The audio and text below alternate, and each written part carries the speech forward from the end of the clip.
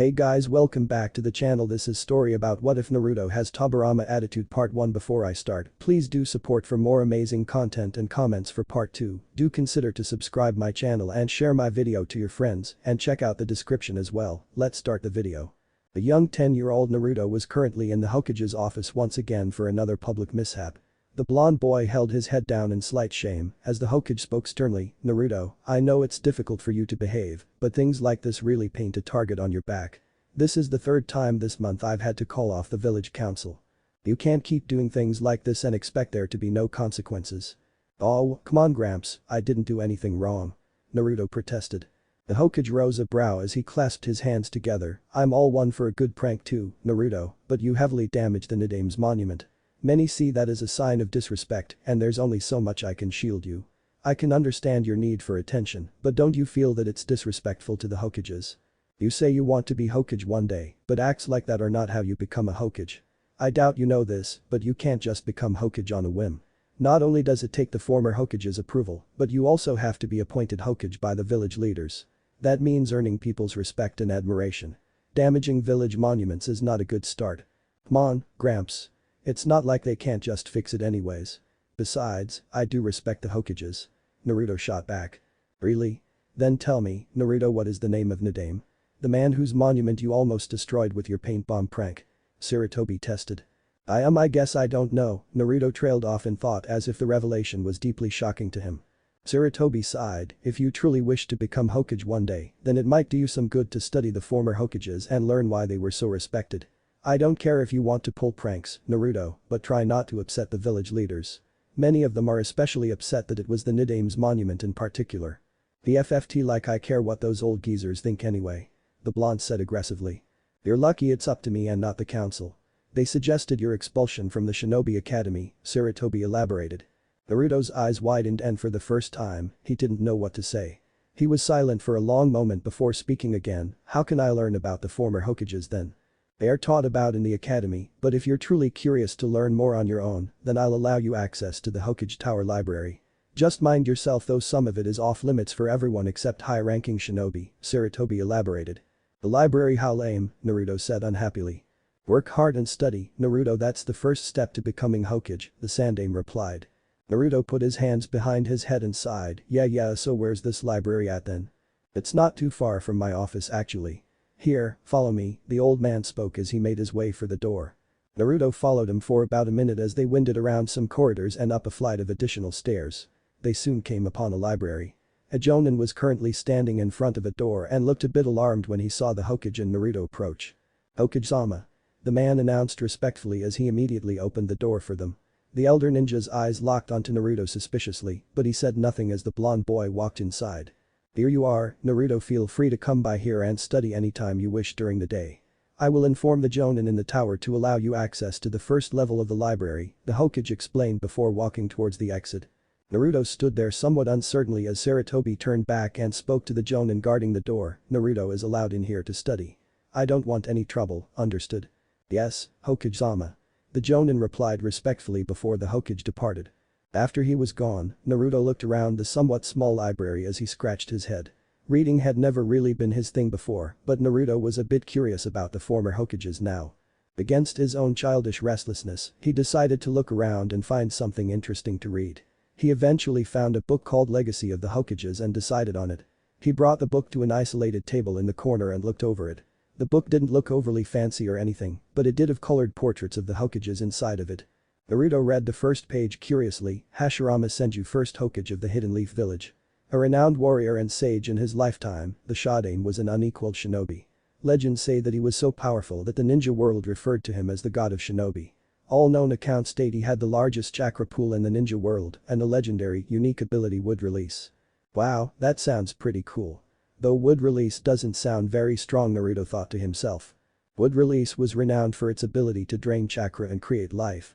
No known Senju descendants have ever developed this ability except for the Sandaime. Naruto finished reading the excerpt about the first Hokage. He skimmed through some other boring stuff before reaching the part about the second Hokage. Following the reign of his older brother Hashirama, Tobirama Senju would later become the Nidaime Hokage. The Nidaime is most famously known for his establishment of much of the village structure we see today. Tobirama Senju was a master of all 5 elemental natures, but was most renowned as the greatest water ninjutsu specialist to ever live. His greatest legacy however was the creation of hundreds of jutsus used far and wide in the shinobi world. He is also credited as the second fastest shinobi in history behind the Yondaime. Wow, he sounds pretty cool now. I feel kind of bad about messing up his monument, Naruto thought to himself. The Sandaime Hokage, Hiruzen Sarutobi, is also renowned for his mastery of all 5 elemental chakra natures and his genius-level intellect. He led Konoha through 2 great shinobi wars and was a personal underling of the former Hokages. He was appointed to the position of Hokage directly by his predecessor Tobirama Senju before the latter's death.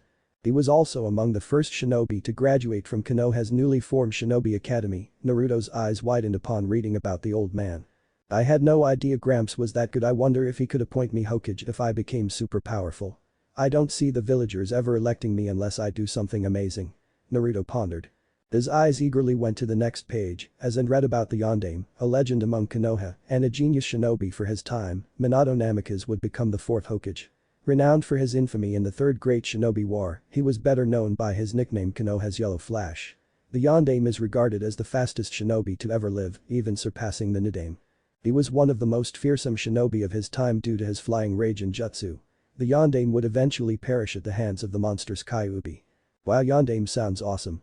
Naruto thought with amazement as he looked at the man's picture. He's got blonde hair and blue eyes just like me. Naruto continued to read more about the Hokages and the non-confidential information about them in the book. He was truly fascinated by them all, and after 2 short hours, he came to an epiphany: all of the Hokages were geniuses. They knew so many jutsus and had special powers and reputations. Man, I need to get something like that. Even Gramps' Hokage sounds awesome the way they describe him here. Mastery over all 5 nature elements. I wonder how I can learn an elemental jutsu. As if fate could hear his thoughts, Naruto overheard several jonin leaving from a staircase upstairs. Naruto immediately figured that it must have been the restricted section. He took cover when the 2 jonin began to speak to each other. The forbidden scroll is accounted for. No tampering, one of the jonin reported, the 3rd one in the room.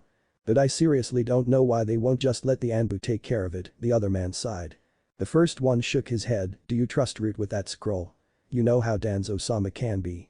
The Hokage made us swear to keep it safe from anyone except for him personally. What's even in that scroll anyways? I mean, it has to be pretty bad to be forbidden, the other asked.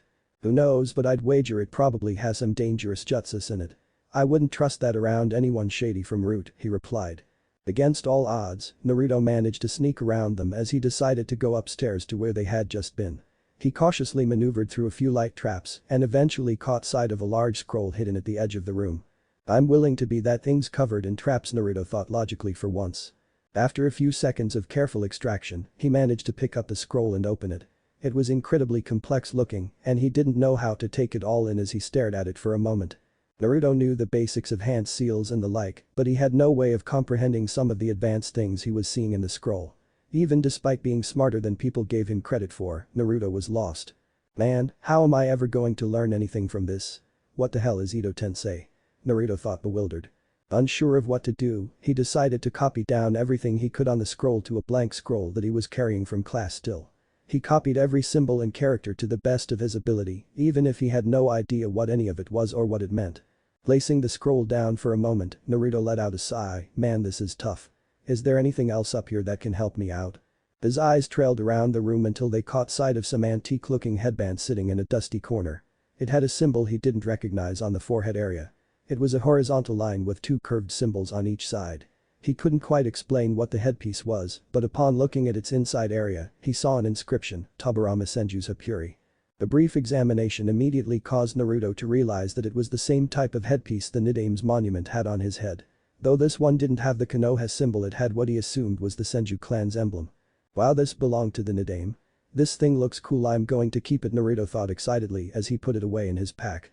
He didn't see much else in the upstairs portion of the library that caught his interest and quickly returned to the forbidden scroll. Alright, well, I should probably just put this thing away before someone shows up. I can always come back and see what else is on it later if I need to. Let's see, how many jutsus did I get here? Cage Bunshin, man, I hate clones, but I guess it's something.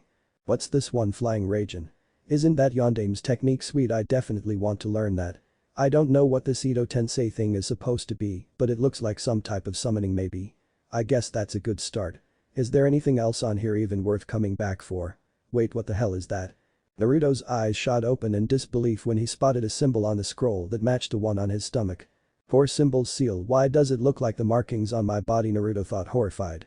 There was no description for this jutsu, but it greatly troubled the boy. He didn't get long to look at it when he heard footsteps coming from downstairs. He was immediately drawn from his thoughts when he heard the Jonin from downstairs speak. Where are you, kid? You need to go home. Nobody's allowed in the library after dark. Without hesitation, Naruto immediately put the scroll back as best he could, even resetting its traps. He carefully concealed his copied jutsu scroll in his own pack and snuck back downstairs. Luckily for him, the Jounin that was looking for him didn't appear to be gifted in the art of detection, as the boy miraculously came around a corner downstairs and unnoticed. You're quieter than I expected you'd be. I almost forgot you were still here. You gotta leave, kid. Nobody stays after dark. Hokage's orders, the Jounin stated calmly. He looked slightly on edge due to Naruto's unusual and unprecedented stealth. He didn't once take his eyes off the boy as Naruto left the library without a word. Even without looking, Naruto could sense the man going upstairs to check on the scroll. He quickened his pace shortly afterward. I'm glad I decided to copy it down instead of taking it. That guy looked like he was onto me for a minute. Once he was clear, Naruto immediately bolted for the forest where he could try practicing some of the jutsus in peace. It didn't take him long to find an isolated clearing as he touched down near a tree and began to read over the first copied jutsu. Alright, shadow clones, huh? I suck at making clones, but if it was on that scroll then maybe it's strong or something, Naruto thought to himself as he worked out how to do it. After a few minutes of trial and error, he let out an annoyed sigh. Alright, here goes again. Kage Bunshin no Jutsu. Shadow clone jutsu. To his utter astonishment, he created almost a dozen perfect clones of himself. He looked around at them disbelievingly. What? How come this one was easier than regular clones? Naruto shook his head confused as he immediately dispelled the clones a moment later. That was strange. I can't believe I made more than one of them too. I wonder what's different about shadow clones. I didn't expect that to be so easy. Well, let's see if I can have any luck with these other two. He spent the next hour trying to figure out the flying Raijin jutsu, but couldn't even begin to understand how it worked. The flying thunder god jutsu was frustratingly difficult to comprehend as it required one to understand seals and be adept with sensory abilities, something Naruto had very little experience with at his young age. So, I mark a location with a seal that I create with my chakra and then what? He thought, confused as he tried to copy the one he had written down. I should come back to this. I don't have any idea where to start with this one, Naruto thought, frustrated. He then moved on to the third technique, which was also the last one he managed to copy before putting the scroll back. Alright, Kuchius. Ito Tensei, let's see. This one doesn't make any sense. Summoning resurrection. I guess I have to draw out the summoning circle first. I wonder what it's supposed to summon. Due to his inability to fully create a summoning circle with chakra yet, Naruto painstakingly drew out some of the design as best he could on the ground with a nearby stick. He attempted to pour forth chakra into it a moment later, causing the lines to darken as if they were written in ink. Afterward, he looked at his nearby scroll for the hand signs. I guess I have to get them all without messing this up, he thought to himself. Naruto memorized the hand signs as best he could while going through them at a decently steady pace. Even though he eventually got the hang of doing them, nothing would happen. He failed for over half an hour trying to do them, but eventually he succeeded, causing a reaction. To his astonishment, the lines he drew out in the dirt turned fully black and many additional seal symbols surrounded it. A bright and unholy glow briefly illuminated the circle, but then nothing happened. Naruto looked at it confused. What the hell? Did it work? What's this stupid jutsu supposed to even do anyways? He looked at the complex writings and reread some of it. DNA, blood. Oh, that makes sense. I think summons need blood to work, right? Well, here goes nothing. Naruto bit his thumb to draw blood and pressed it down towards the summoning circle. Once again nothing happened. Frustrated with his failure, he threw down his pack and growled in annoyance. The Hapuri that he had stolen from the library flew out of his pack upon doing so and landed dead center in the summoning circle. A moment later, Naruto felt a horrible sensation wash over him as his chakra began to drain painfully. The circle then glowed again as an ethereal figure took shape within its center. A panicking sensation washed over him as Naruto felt himself being dragged closer towards the center of the circle. He immediately tried to scratch apart the edges of the summoning circle as it slowly dragged him in. This seemed somewhat effective as he managed to break free of whatever invisible force was pulling him. Without hesitation, he immediately dove further away and turned back to look at the summoning circle. What was that? That jutsu was going to kill me.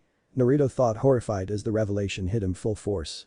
The circle shortly vanished a moment later, but Naruto was surprised to see the ethereal figure in its center still standing there. He looked at it confused as he risked approaching again. Upon closer inspection, he saw that the figure was actually a man. He had spiky white hair, blue armor, and 3 red markings on his face.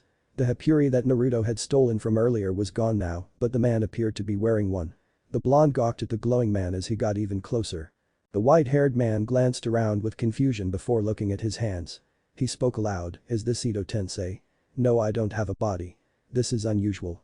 It was finally at this point that Naruto realized the man was actually a ghost. He let out a gasp of horror, what the hell?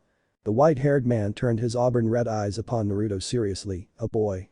Are you the summoner, child?" "Summoner? I just tried to cast a jutsu. Who are you?" Naruto asked disbelievingly. "Tobirama Senju Nidaime Hokage, an inventor of the jutsu you just attempted to do," he answered with stern stoicism. "Nidaime, no way, how are you here, aren't you dead? Are you a ghost or something?" Naruto bellowed. The stern man shook his head, "I suppose that is accurate without a sacrifice. I don't have an actual body, but you still pulled my spirit here from what I have gathered. I don't know how." I did. What was that Ito-tensei jutsu supposed to do anyways?" Naruto asked shocked. Tobirama facepalmed at Naruto as an audible sigh escaped him, "You must be joking, how did you even manage to do the jutsu if you had no clue what it was or who I am?" "I found it on some forbidden scroll and wrote it down." What's it supposed to do anyway?" Naruto asked again. The Nidaime deadpanned at Naruto, "Summoning resurrection, it's meant to bring back the dead as a zombie. You're saying you learned this jutsu from the forbidden scroll of seals? How did a child like you manage to acquire it? It should be under guard by elite Konoha shinobi." "Ito-tensei brings back the dead?" Naruto gasped as he ignored the Nidaime's question. "Ito-tensei creates a zombie with unlimited chakra that is bound to the will of the caster. It's a forbidden jutsu that I developed when I was still alive. It requires the DNA of the person you are attempting to resurrect and a living sacrifice. Since you didn't offer a sacrifice, you only pulled my spirit here. I take it you must have had some trace DNA of mine to make it activate halfway," Tobirama clarified. "Well, I found this Hapuri and it fell out of my pack into the circle when I threw it. Next thing I know, the jutsu activated and the circle tried to suck me in," Naruto elaborated. The Hokage sighed, "How would it still have trace DNA of mine? Strange, maybe some hairs were preserved. My Hapuri's chakra seals were specially made. I never considered this possibility." "So if the jutsu needed a sacrifice, was it going to kill me?" Naruto asked. "Without a sacrifice, Ito-tensei will usually siphon the life force from the summoner. I'm honestly amazed you didn't die from it. How a boy like you managed to acquire my scroll and perform an incomplete Ito-tensei is beyond me. Are you even a shinobi? I see no distinctive symbols on your attire other than those swirls, and what is with that ridiculous outfit?" Tobirama asked. Naruto looked at the man nervously, "Well, I'm in the Konoha Academy if that counts. And what's wrong with my outfit anyway? How do you expect to be a proper shinobi when your clothes make you visible from kilometers away? We're in a forest, why are you wearing orange?" Tobirama asked, shaking his head. It's not that bad. Besides, maybe I want to stick out. I'm tired of people ignoring me." Naruto countered. "So, you're just a brat seeking attention then? How times have changed. Peace brings weakness and ignorance, unfortunately." Tobirama sighed. "Hey, who are you calling a brat? I'm standing right here. Also, I'm not weak," he shouted. Tobirama stared at him with icy eyes. "You say you're in the Shinobi Academy? Standards must have plummeted if that's the case. You lack the bearing of a shinobi. Plus a boy your age should already be a genin." "What? But I'm only 10 though," Naruto protested. "I suppose they don't allow early graduations during peacetime," Tobirama said to himself as he put a hand on his chin. "If I'm so bad, then how did I manage to learn the shadow clone jutsu in the scroll or summon you here?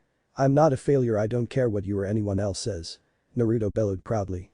"I suppose it must have taken some skill to even reach the scroll, let alone learn shadow clones. What I'm curious about is how did you even have enough chakra to perform Ito-tensei? What's your name?" the man almost demanded. "Naruto Uzumaki," the blonde announced proudly to the ghost. Tobirama's eyes widened slightly, "And Uzumaki? That would explain your chakra level and those swirls on your clothing. I knew I sensed a familiarity about you. Still, you look nothing like an Uzumaki clan member to me." "There's an Uzumaki clan?" Naruto asked with amazement. "Yes, they're related to the Senju clan and were our strongest allies. They originally came from Yuzushiogakure and were renowned for their sealing techniques. Their members all have vast chakra pools and strong affinities for multiple elemental natures just like Senjus. My brother Hashirama married their royal heir and all of his descendants are related to your clan," the Nidaime continued. "I don't look like an Uzumaki. What do Uzumaki clan members look like then? And are we serious? Almost all of the pure-blooded ones have dark red hair. It's a distinctive feature of the clan. Though I believe Hashirama's granddaughter was blonde. Do either of your parents have red hair? Tobirama asked. Naruto was silent for a moment as he took in the information with both amazement and a bit of sadness. He spoke slowly, I don't know, I'm an orphan. I've never met my parents. And you've never seen another Uzumaki either? Tobirama asked for confirmation. The young blonde nodded sadly, yeah, I've never had a family. Both of my parents and two of my brothers died in war before I was even a man. When I was your age, I had already killed and I watched many of my clan members die. The world isn't a nice place, so don't go acting sad and expecting sympathy from me. Your moping won't change the fact that you're an orphan.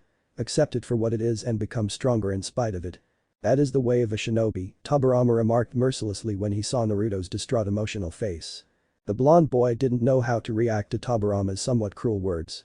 He held his head down and spoke angrily, I'm not moping. But it doesn't accomplish anything. That aside, I am curious about something, Naruto Uzumaki. How did you acquire my scroll of seals? Do you still have it? Tobirama broke the silence after an awkward moment. No, it's still in the Hokage tower. I just copied down 3 jutsus from it. Kage Bunshin, Flying Raijin, and Ito Tensei, Naruto answered. The Nidaime crossed his arms, and you only learned shadow clones from it. Why would you dabble with a forbidden scroll? It's forbidden for a reason. I want to get stronger, Naruto answered slowly. Why? Power without purpose is meaningless vanity, and you're only a child, Tobirama responded sharply.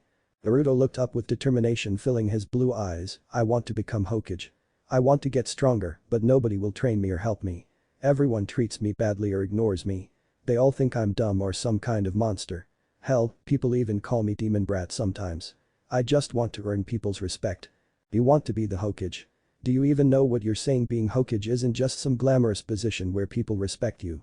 It's a responsibility to be the strongest shinobi in the village and to be its last line of defense. You have no idea what it takes to shoulder that kind of responsibility. This isn't some pipe dream, boy, it's a burden that the strong must bear. You have to be willing to sacrifice everything and die for it. My brother did and so did I, that's what it takes to be Hokage. Tobirama growled in annoyance.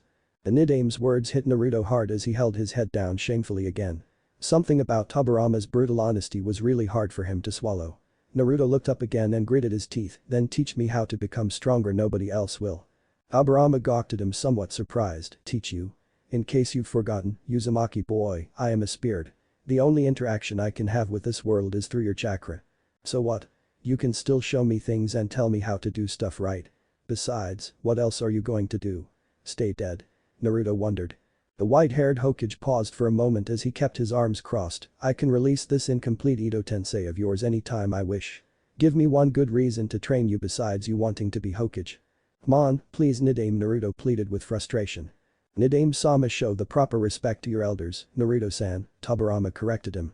The blonde shook his head, I'm tired of being the laughingstock of the Konoha Academy.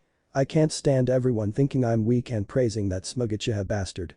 Tobirama's eyes widened at the mention of Uchiha. He stared at Naruto intensely, what's this about an Uchiha? This guy in my class, he's from the Uchiha clan and everyone praises him for being so good. He always talks down to me and I'm sick of it. Naruto explained. The Nidaime lightened up for the first time as he raised a brow at Naruto, that's as good a reason as any. Fine, then I will train you, Naruto-san. Wait, you will? Why the change of heart, Nidaime? I didn't think that was a good reason. Naruto gasped. You will refer to me as Nidaime-sama or I will revoke my offer, Tobirama stated sternly. Naruto instantly bowed his head, forgive me, Nidaime-sama, but why are you willing to train me now? I'm doing it so that you can properly rival this Uchiha boy.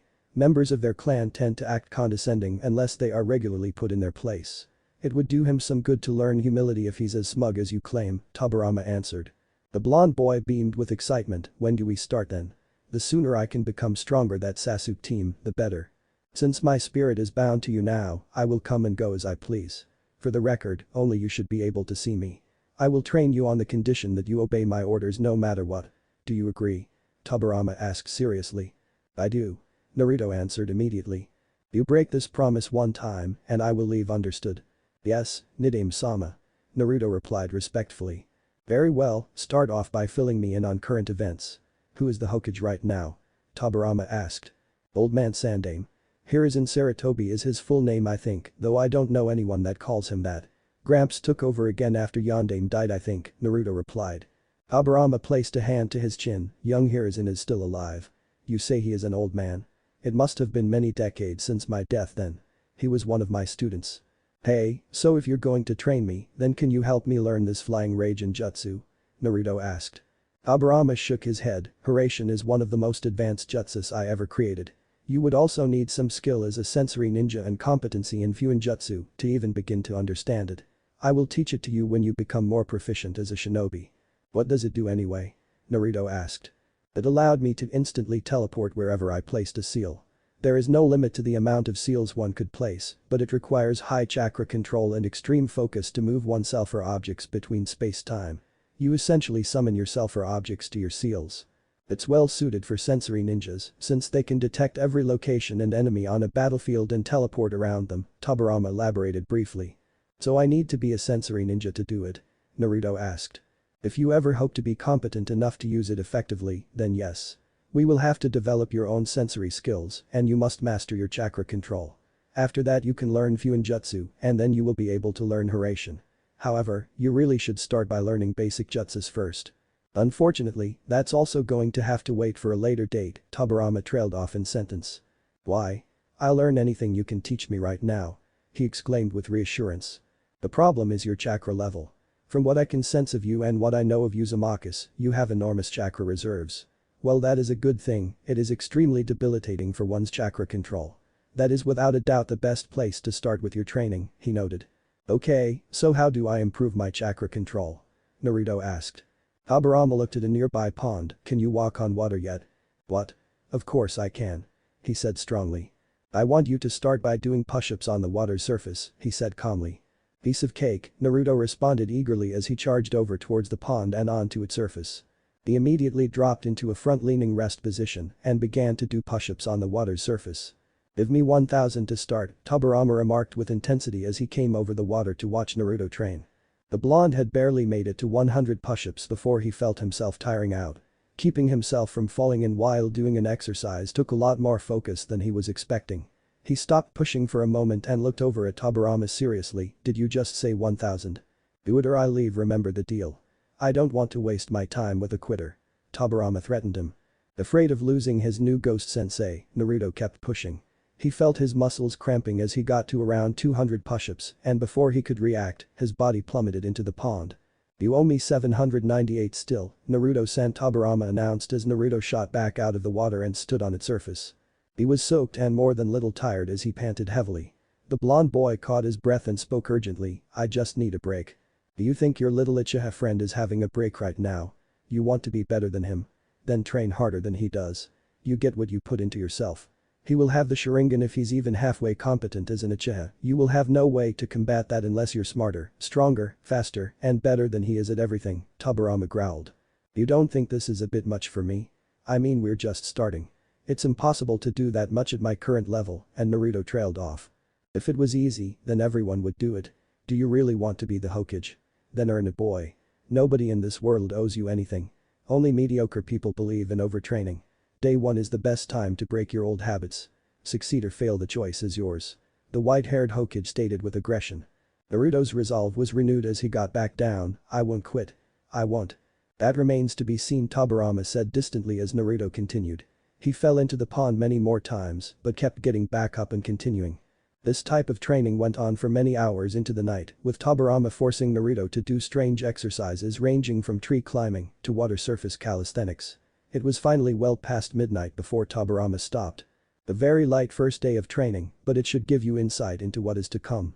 Rest, Naruto-san, we will resume your training tomorrow, Tobirama said calmly as a sore and exhausted Naruto struggled to stand up. There's something I wanted to ask you, Nidame-sama, Naruto spoke up after catching his breath. What? The white-haired man asked. Naruto paused as he unzipped his jacket and lifted up his shirt. He pointed at the seal on his stomach. What is this symbol on my body? I saw it in your scroll, it was called the four-symbol seal, I think. Tobirama's eyes widened with disbelief. That's the same seal Mito Uzumaki had. Who? Naruto asked confused. My brother's wife, Mito Uzumaki, was a Jinchuriki. That seal on your stomach is an Uzumaki technique used for sealing away a powerful creature. If you have the Uzumaki one, then I wouldn't doubt if it was a Bijuu sealed within your body, Tobirama answered. A Bijuu? What's a Bijuu? Naruto asked bewildered. It's a tailed beast from what I recall, the Uzumaki clan was given the Kyuubi for safekeeping. Mito was its host, and I believe one of her great-grandchildren was chosen to become the next host. You must have been the next host after that one if my timeline is correct, Tobirama trailed off in sentence. Naruto was a bit shocked by this news as he spoke fearfully. What does that mean then? It means you're a Jinchuriki, Tobirama answered bluntly. Is that why all the villagers hate me? I have that monster fox sealed in my body, Naruto thought, petrified by the thought. The Kyuubi is not exactly a monster, but it is a very dangerous and hateful creature. Madara Uchiha used it to attack Konoha a long time ago.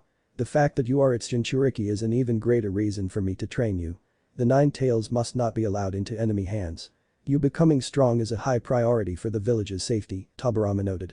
Everyone in Konoha hates the Nine Tails though. It killed so many people. Why you're saying it's inside of me? How?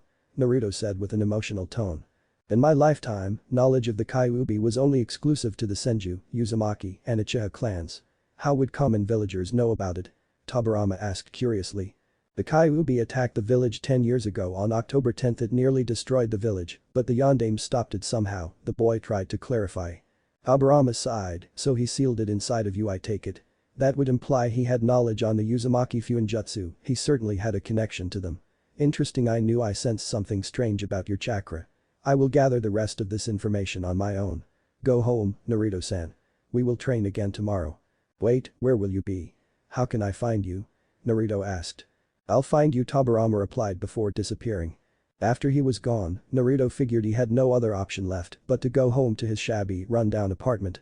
His mind couldn't get the news of him being a Jinchuriki out of his head. He felt himself sink into a deep depression as he looked around at his broken down, empty home. So that's why I have to live like this, that's why they hate me? Naruto thought sadly. Despite his racing mind, he was too exhausted to remain conscious for very long. Upon reaching his bed, Naruto immediately plummeted onto it and was asleep within seconds. Naruto's mindscape. A young Jinchuriki awoke in a damp dark sewer by the looks of it. He jerked upright with a panicked expression as he immediately assumed that he had been kidnapped. The energetic blonde cautiously searched around for a few minutes as he tried to remain quiet. He eventually decided to follow a path that led him deeper into the sewer. To his astonishment, it did not smell bad, but the gloomy lighting was a bit unsettling as he drew nearer and nearer to an ominous and dark presence. Naruto's neck hairs stood on edge as he entered a massive chamber that had iron bars on the opposite end of the room. On the iron cage, he saw a massive paper seal with a kanji for seal written on it. Naruto cocked his head in confusion as he slowly approached the cage. As he got closer, he saw a pair of red slit eyes appear from the darkness in the cage. Naruto stopped in his tracks as he stared into the eyes. He didn't know what to say to the creature on the other end of the iron bars, or even if it was sentient enough to understand him. After a brief and very intimidating silence, the creature spoke, "So you're finally aware of me now." The young boy was more than a little shocked by the beast speaking to him and tried to muster up the courage to respond, "Who are you?" Upon asking this question, Naruto saw the creature's silhouette come closer to the iron bars as its body shape came into view. It was a giant fox by the looks of it. Naruto immediately figured out what it was a moment later. "Why, you're the Kyuubi?" "Yes, and you are my Jinchuriki as you have just recently learned. I must say that I'm more than a little surprised by your recent actions. Initially, I assumed you were a clueless failure, but your ambition and success in learning from the Forbidden Scroll of Seals was an interesting turn of events," Kyuubi replied calmly. "You saw that?" Naruto gasped. "I see everything that you do, though I tend to ignore the mundane activities of your life. However, you caught my interest with your behavior tonight," the giant fox replied. The boy looked up at it with disbelief. "So where am I then?" "This is your inner mind and body where I am sealed. I brought you here tonight so that I could explain a few things to you," Kyuubi began. Naruto looked at the fox uncertainly. "Yeah? Like what? Why are you sealed inside of me anyways? Why did you attack Konoha 10 years ago?" "I am sealed within you because the Yondaime Hokage wasn't able to stop me. As for why I attacked Konoha, that is a matter you do not have the mental capacity to understand," Kyuubi answered. "But you killed a bunch of people. Why?" Naruto protested. Kyuubi growled threateningly as red chakra began to flood out of the cage. "I don't have the patience or the desire to explain myself to some brat like you. What's done is done, and now I am a prisoner within your body. Nidaime-sama said that you were sealed in some people before me. Who? Do you know anything about my clan?" Naruto decided to test his luck and ask. The fox eyed, "Your clan's members are the only ones with bodies strong enough to contain my full power. My first host was Mito Uzumaki, then there was Kushina Uzumaki, and now there's you, Naruto Uzumaki. What can you tell me about your previous Jinchuriki? What does it mean to be one?" Naruto asked. "Being a Jinchuriki is a curse for any human. You are seen as dangerous monsters that could transform into the Biju you contain at any moment. This is actually true for a weak-willed Jinchuriki. I would almost pity your existence if I wasn't trapped inside of you, Kyuubi answered unhappily. Naruto stared at the fox for a moment and frowned. I guess this is just as bad for you as it is for me then. Maybe worse. I'm surprised you would even consider my opinion on the matter, considering I'm just the monster that attacked Konoha, the fox replied dryly. Can you please tell me why you did it? I'm willing to hear you out, Naruto asked persuasively. Kyuubi looked annoyed at his question. Spare me the feigned empathy, you couldn't possibly understand me or my motivations. You're just a child. I know what it's like for people to see you as something you're not. I'm giving you a chance to explain yourself to me, fox, Naruto shot back. After a long pause, the Nine-Tails sighed. A man with an orange mask concealed me from my previous host Kushina Uzumaki. He put me under the effect of the Sharingan and under his direct control. The Yonde managed to break his hold over me, but once I had regained my mind, I went on a rampage. I loathe your village and its continued abuse of my power. I sought to wipe out the village because its inhabitants have consistently tried to enslave me. What? And Uchiha managed to control you with their Sharingan, Naruto gasped. Mangekyou Sharingan, and yes. It has happened to me twice now. The first time was when Madara Uchiha used me to fight Hashirama Senju in the Valley of the End. I escaped their battle, but the first Hokage eventually caught me and sealed me into his wife. Before she died, Mito Uzumaki had me sealed into her great-granddaughter Kushina Uzumaki, the Kyuubi elaborated. So then, you're innocent? Naruto asked almost disbelievingly. Kyuubi scoffed at him, hardly. I would have destroyed Konoha had the Yonde not stopped me. I suppose I couldn't blame you. I would hate to be used as a tool like that and forced into a cage. You're not evil, you were just angry. You just wanted to be free, Naruto said sadly. The fox looked at him somewhat shocked. Really? You truly believe I was justified? That surprises me greatly that you even have the ability to see my point of view. Honestly, the more I hear, the more I understand. You sound a lot like me, Naruto trailed off sadly. Like you? How am I like you? Don't insult me. Kyuubi growled with annoyance. You're lonely and sad too. There's only so much of that a person can take before they get angry at the world. Honestly, I feel that way about the village sometimes, about the way they hate me for no reason. Is that what you had to deal with all the time before getting sealed away? Naruto spoke softly. The fox calmed down a moment later and looked away. You presume much to think I share such feeble emotions with you. I don't care for such things. I'm not some pathetic human. Surely you must have cared about someone or something once, right? Naruto asked. Kyuubi looked away somewhat sadly, much to Naruto's surprise. The fox didn't respond to him as the boy stared blankly. I don't know what it means to be a Jinchuriki, and I'm sorry you have to be imprisoned inside of me, Kyuubi, but thanks for talking to me. You might laugh at this, but maybe we can be friends. Naruto suggested hopefully. You would be friends with the Biju that tried to kill everyone in your village? Are you slow in the head? Kyuubi scoffed. I don't really have anyone else, so yeah, I would, Naruto replied. The fox scoffed at him. Don't go assuming such childish things. I will be civil you, but I will not humor such pathetic aspirations. Well, we're both stuck with each other, so what could it hurt, right? Besides, you don't seem evil to me, plus Nadame-sama said you weren't evil either. Maybe it is childish, but I could use a friend even if he is a giant angry fox. Naruto countered. You're being serious right now? I'm the reason your village hates you. Has that escaped your mind? Kyuubi asked disbelievingly. So what? Do you hate me? Naruto countered. The Nine-Tails growled. No, but I don't like you either. Well, that's a start at least, the young boy said optimistically. His genuine desire to befriend the fox was very unusual to the Biju. Kyuubi seemed less hostile from Naruto's lack of hate and sighed. We'll see how this goes. At least you're already more tolerable than my last two Jinchuriki were. I wasn't expecting that. So what happens now? Why did you want to talk with me here, anyway? Naruto changed the subject after an awkward silence. Listen, Naruto Uzumaki, I am willing to be more proactive in helping you develop your power under one condition, Kyuubi said seriously. Naruto perked up. What condition? You help me kill the Uchiha that enslaved me with his Sharingan 10 years ago, Kyuubi said seriously.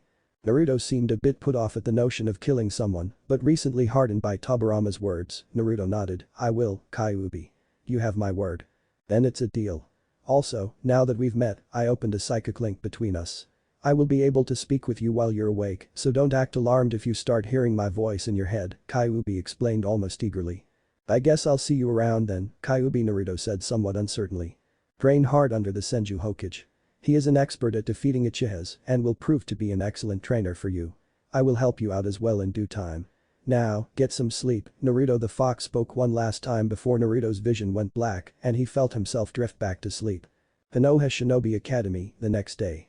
After waking up the next day, Naruto hurried to class. He had overslept and was about to be late.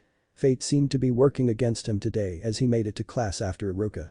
Bolting into the classroom, he quickly caught his breath. "Naruto, you're late," Iruka announced scornfully as the energetic blonde approached. "Sorry Iruka-sensei, I overslept," Naruto tried to explain. "Overslept? That's the work ethic of a great shinobi, isn't it, class?" Mizuki asked the rest of the class, causing a number of them to laugh or agree with the Chunin. "That loser wants to be Hokage and he can't even make it to class on time, hahaha." Kiba erupted into laughter. Iruka eyed Naruto somewhat curiously. The blonde boy appeared far less hyperactive than he was used to seeing and more than a little worn out. He spoke slowly, "Are you alright, Naruto?" "I'm fine, sensei, I just had a long night." "It won't happen again," he said as respectfully as he could before moving to his seat. The blonde didn't even react to any of his classmates' comments or jokes. It was as if they weren't even there to him. Iruka and some of the other students were more than a little shocked by Naruto's shift in attitude. Iruka quickly pushed his curiosity aside as he addressed the class, "Alright class, well now that we're all here." Naruto didn't hear the rest of Iruka's words when he spotted Tobirama's spirit standing next to him in the classroom. He looked over with shock, "What the hell is he doing here?" "Pay attention to your studies, Naruto-san, while it is basic, the fundamentals and history they teach here is important. I will test your knowledge on the subject material later. Should you fail, I will punish you with more physical training. As my father once told me. You're going to be smart or you're going to be tough. Preferably you'll be both." Tobirama's ghost spoke to Naruto. His voice sounded almost a choke, but a quick look around the room confirmed to Naruto that nobody else could see Tobirama. Horrified at the prospect of extra training from the man, Naruto focused intensely on Iruka as he paid attention to everything being taught. This continued for the entire day with mostly academic studies. He paid no attention to his classmates as he fully enveloped himself in the study material. After class was finally over, Naruto was the last one outside of the school. He spotted a crowd of his female classmates ogling Sasuke Uchiha like classic schoolgirls. He sent a sharp glare Sasuke's way which seemed to draw the Uchiha's gaze. Some of the fangirls quickly became aware of Naruto's presence due to Sasuke's attention on him. A certain pink-haired girl yelled loudly, "Why are you glaring at Sasuke-kun like that, Naruto?" The Uchiha immediately turned to leave when it became apparent that he was looking. Many fangirls attempted to pursue him, but he quickly left them in the dust as he bolted away. After his departure, Naruto heard Tobirama's voice, "That boy is the splitting image of Izuna Uchiha. If I didn't know any better, I'd swear they were the same person. He's your Uchiha rival, I take it?" "Yeah," Naruto answered bluntly. "He looks arrogant but also driven. He has the face of a boy that has seen trauma," Tobirama stated. Naruto shrugged, "Yeah, well I heard his clan was wiped out by his older brother who went rogue. It still doesn't excuse his condescending attitude though." "The Uchiha clan was wiped out?" Tobirama asked shocked. The blonde boy nodded, "Well, everyone except Sasuke I think. And by one of their own too? I'm not surprised. Their clan is stained with evil and power-hungry kinslayers. They were never truly content with their lot in Konoha," Tobirama sighed. "You dislike the Uchiha clan, Nidame-sama? You sure sound like you don't." Naruto wondered as he examined his ghost sensei's bitter face. Tobirama crossed his arms, "That is a difficult question to answer, Naruto-san. My clan was at war with the Uchihas for most of my early life. They killed my parents and both of my younger brothers. I never forgave the ones that survived the war. That being said, I do not bear ill will towards the Uchihas born in later generations. They do not deserve to carry the sins of their forefathers. They are all innocent in my eyes. I have always tried to be accommodating towards them and I appointed them as the Konoha police force because it was a position well suited for them. Admittedly, I kept them out of village politics, but that was out of practicality and not spite. In hindsight it was probably a mistake. Before he died, Hashirama told me that I should marry an Uchiha to truly solidify peace between our clans. I had actually considered it, but I died before that could happen. To answer your question, I don't hate the Uchihas, but I never trusted them. They have always justified my suspicions with all of the atrocious things they've done. A shame really, it was Hashirama's dream that they could one day truly integrate into the village. Perhaps they could have had I brought our clan lines together. That is actually one of my biggest regrets as Hokage." Wow was all Naruto could say in response. Even despite his young age, he could somewhat understand Tobirama's feelings on the matter. He didn't get to linger on his thoughts for long as Tobirama began walking a moment later. "There is no point in dwelling on this anymore. We have work to do. Follow me, Naruto-san. There's a special training location that I want to show you." Tobirama stated as Naruto headed into the forest to train. Deep in the forest. Just how far out do we have to go? Naruto asked as Tobirama stopped in a distant clearing. He had led Naruto along a strange and somewhat hidden path behind a number of unusual landmarks and through a thick network of trees. We're a considerable distance away from the village. This should be a safe enough place to train your abilities without catching any attention. I noticed quite a few Anbu watching you while you were in the village. They won't usually take this route if you go through this way, and you will be undetectable in this part of the forest, Tobirama explained. Where is this place anyway? Naruto wondered. This place is called the Senju Grove. To be honest, I'm amazed it's still hidden. It looks untouched. That's good, Tobirama stated as he looked around the area. Senju Grove. I've never heard of this place. Why is it all the way out here? Naruto asked. Tobirama turned to face him. This place is where my brothers and I used to train as children. I often sparred with Itama, Kawurama, and Hashirama here. This grove is protected by natural energy. It's very sacred. My brother called this place the Grove of Sages, though our clan knew it simply as the Senju Grove. You will be undetectable here from most things, including Hiruzen's scrying orb. Old man Sandame's scrying orb. Naruto tilted his head confused. The Nidaime shook his head. Never mind, just know that nobody will find you here so long as you follow the exact path that I showed you. When my brother and I founded Konoha and established its infrastructure, we never listed this place anywhere. It's one of our clan's best kept and few remaining secrets. Cool. So I can come here anytime I want? Naruto asked eagerly. Yes, but I would advise you to not linger here for more than a day or so at a time. I learned a decent bit about you while you were asleep. Since you are a Jinchuriki, Hiruzen takes special interest in watching over your progress. You want to keep up appearances as it were by going home each night, Tobirama elaborated. Huh? Naruto looked confused. Tobirama faced a blonde boy with a stern expression. What I'm saying is nobody can be allowed to know about this place or your training. What? But why? I want to get stronger so I can beat Sasuke team and show old man Sandaime that I'm Hokage material. Naruto protested. Listen, Naruto-san, a shinobi's greatest weapon is not ninjutsu, taijutsu, or jinjutsu. It isn't some special weapon or bloodline either. Your greatest weapon is the art of surprise. Speaking from experience, I find that it is best to strike with your full power after you have fooled your enemy into believing they are victorious. They lower their guard when they think they've won, when they think you are weaker than them. That is when a foe is most vulnerable. This training isn't for your ego boosting. This isn't so you can show off for a bunch of airhead schoolgirls. It's so that you can have the weapons and the ability to use appropriate force when necessary. I don't recommend building a reputation until after you have developed your skills, otherwise you'll only become a target and lose your element of surprise, Tobirama lectured sternly. So you're saying I shouldn't use anything that you teach me? Naruto asked, shocked. The Nidaime crossed his arms. Precisely, Naruto-san, at least not yet. You're actually in a great position doing this. Your classmates and teachers all assume you're a weak, incompetent fool. If you maintain some of that facade and secretly enhance your power, then you will gain an advantage over everyone. When the time comes, you can reveal your power, but for now you must respect the art of subtlety and stealth, of discipline and humility. You need those things too. Well, how exactly am I supposed to sneak away to this place if old man Sandaime is able to watch me then? Naruto wondered. Tobirama's lips slightly twitched upward. It was probably the closest thing to a smile Naruto was ever going to see. The Nidaime spoke slowly. You will leave a shadow clone in Konoha to throw off your spies. Nobody is aware that you have this ability, so it will be perfect for the situation. A shadow clone? But how will that work? What if someone touches it and realizes it isn't me? Naruto asked. Tobirama facepalmed as an audible sigh escaped him. A shadow clone is a physical clone of oneself.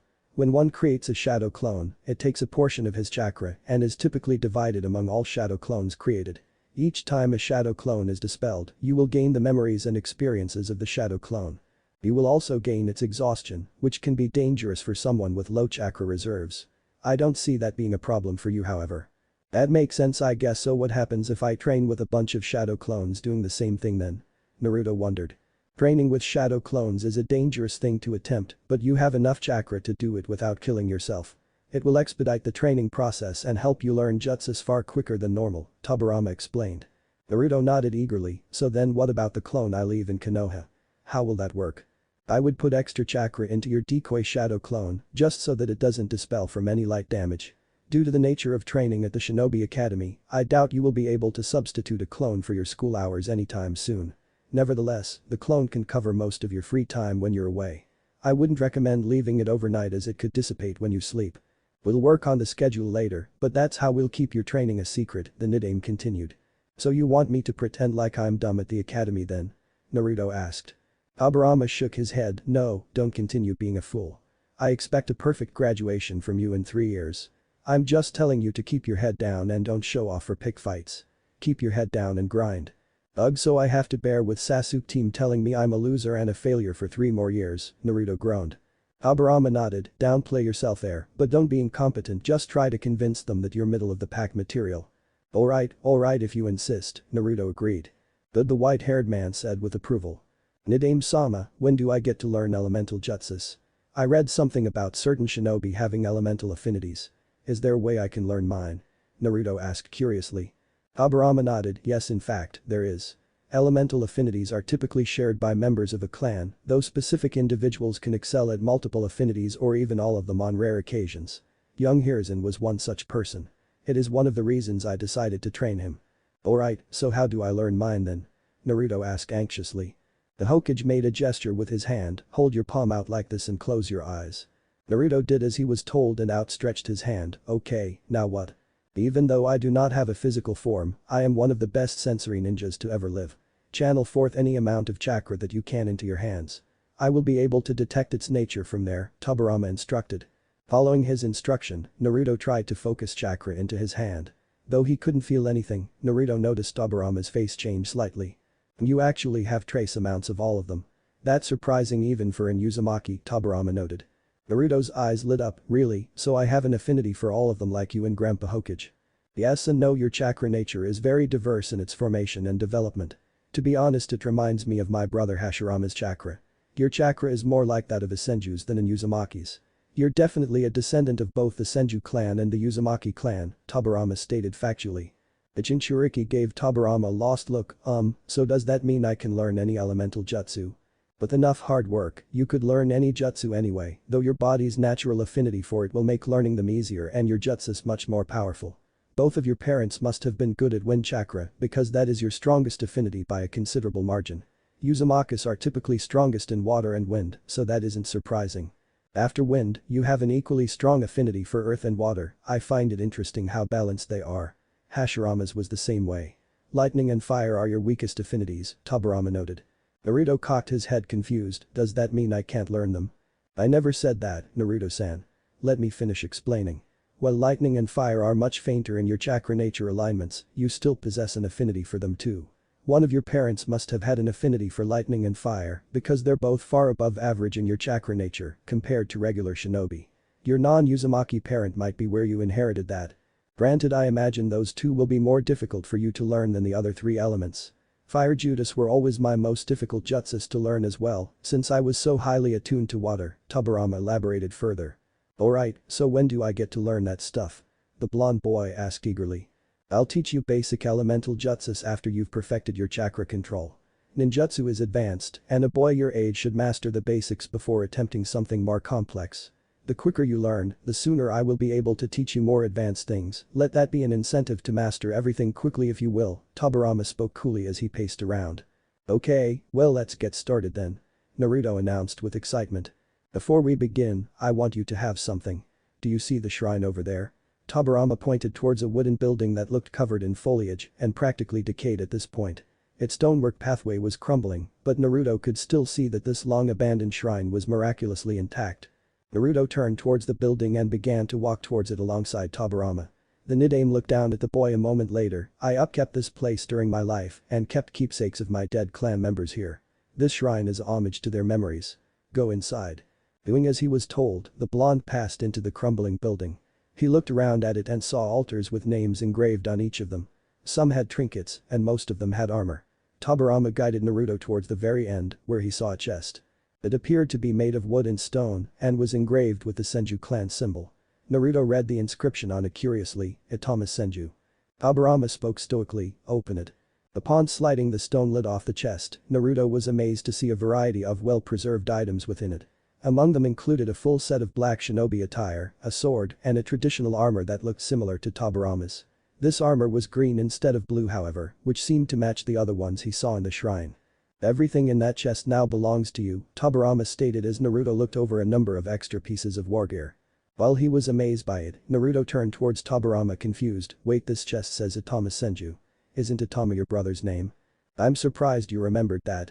You have surprisingly good attention to detail despite your brash attitude. Yes, Itama was one of my younger brothers. He died when he was 10 years old, which is your current age. His attire will be more appropriate for you to wear, though I would not recommend donning the armor, at least not yet. Senju armor is very iconic and it will draw unwanted attention to you. For your training here you should wear it, but leave the armor when you go home, the white-haired man replied. Naruto's eyes widened with disbelief. Why do you want me to wear your brother's stuff? After we established Konoha, I gathered up all the remains of dead Senju clan members, and I kept them all here as a shrine to their memory. Sadly, the decade since my death has seen this place collapse into decay. A price to pay for its secrecy, I suppose. My brother's war gear serves no purpose rotting here. It is appropriately fitted to your current size and should also double as a reminder for what it means to be a shinobi. Many others died for this peace you now live in, but you must protect it because there will always be another war to fight, and only through superior strength and cunning can you maintain any kind of lasting peace, Tobirama lectured. Naruto nodded understandingly. Thank you, Nidame-sama, I'll take good care of this stuff. Get changed and meet me outside as soon as possible. I want to see these shadow clones of yours, Tobirama ordered as he left the shrine. The Jinchuriki wasted no time doing as he was told and put on the black shinobi attire. He wasn't as experienced on how to equip the armor, but decided that could wait for another time. As he bolted outside, he ran up to his ghost sensei. Tobirama's arms were crossed as he spoke, show me your shadow clones. The boy nodded as he formed a cross seal with his hands, Kage Bunshin no Jutsu. Shadow clone jutsu. Tobirama watched with an unfazed reaction as a dozen clones of Naruto appeared all around him. He nodded his head in slight approval. Good, each one of these clones is going to focus on a different exercise for your chakra control. Send one of them to Konoha to decoy the Anbu that are looking for you. After careful explanation, Tobirama was able to show Naruto how to pool more chakra into specific clones. He sent one out of the forest and back to Konoha in order to draw away the recent suspicions of him. After that clone was gone, Tobirama had each of Naruto's remaining clones focusing on different chakra control exercises all around the grove. As the clones trained on chakra control, the real Naruto was instructed in the art of Kenjutsu by Tobirama.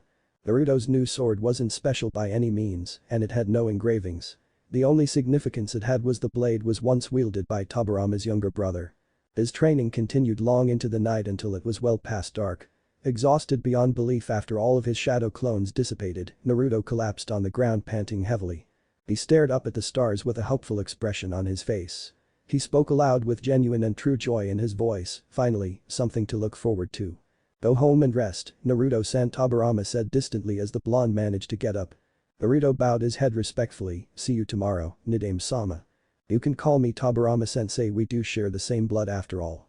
The Nidame replied. Really, Naruto said, surprised. The Hokage nodded. You are my student, so yes, keep up the good work, Naruto, and remember that the only easy day was yesterday. The following day at school, Naruto was met with the familiar sight of his peers laughing and playing in the classroom as he walked through the door. Under usual circumstances, he would proudly enter and announce his presence to the class, but today he said absolutely nothing as he quietly walked towards his seat. Ironically, however, his lack of attention-seeking seemed to have an opposite effect as everyone in the classroom turned towards him with curious expressions. No doubt they were surprised by his new all-black attire, but Naruto's demeanor was shockingly different than they were used to seeing. Looks like Naruto finally ditched the orange jumpsuit. Choji was the first person to break the awkward silence. Shikamaru had a somewhat curious and inquisitive look in his eyes as he silently watched the blonde. He looks different, and it's not just the clothes either. I wonder what's up. Shikamaru replied as he and Choji quietly talked about it. Hiba, being the brash and instigating type, immediately called Naruto out. Yo loser, what's with the new clothes? Did you finally catch on to the fact that you look stupid in the jumpsuit? To everyone's complete astonishment, Naruto didn't say anything in response.